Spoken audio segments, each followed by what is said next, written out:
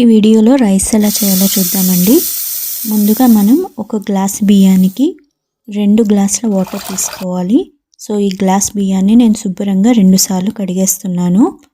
ఈ వీడియో బిగినర్స్కి మాత్రమే. సో బ్యాచిలర్స్కి కానీ అలాగే ఇంట్లో వారికి అన్నం పర్ఫెక్ట్గా ఉండడం ఎలానో నేను చూపిస్తున్నాను. ఈ కడిగిన ఒక గ్లాస్ బియ్యానికి ఈక్వల్గా 2 గ్లాసుల వాటర్ తీసుకున్నాం.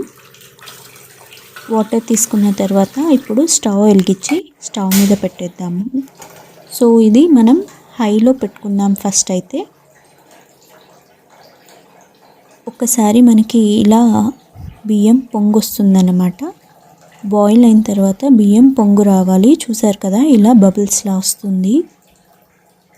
ఒకసారి పొంగు వచ్చేసాక మనం స్టవ్ని సిమ్లో పెట్టుకుందాం. ఆ తర్వాత ఒక 5 మినిట్స్ ఉడికిస్తుంటే నీళ్ళన్నీ గుంజుకొని ఇలా బబుల్స్లా వస్తాయి. ఆ తర్వాత చూసుకొని మూత పెట్టుకుందాం. సో స్టవ్ మాత్రం సిమ్లోనే ఉండాలి. ఇక్కడ ఒకసారి చూద్దాం. గరిటె తీసుకొని కింద వాటర్ ఉన్నాయా లేవా అని. చూసారు కదా, ఇక్కడ ఏమీ రాలేదు. ఈ బియ్యంని మనం ఒకసారి పలుకు పోయిందా లేదా అని ఒకసారి చూసుకుందాం. చూడండి, ఇక్కడ నేను చూస్తున్నాను కదా, ఇలా పలుకు లేకుండా మెత్తగా ఉంటే మన రైస్ పర్ఫెక్ట్గా ఉడికిపోయింది.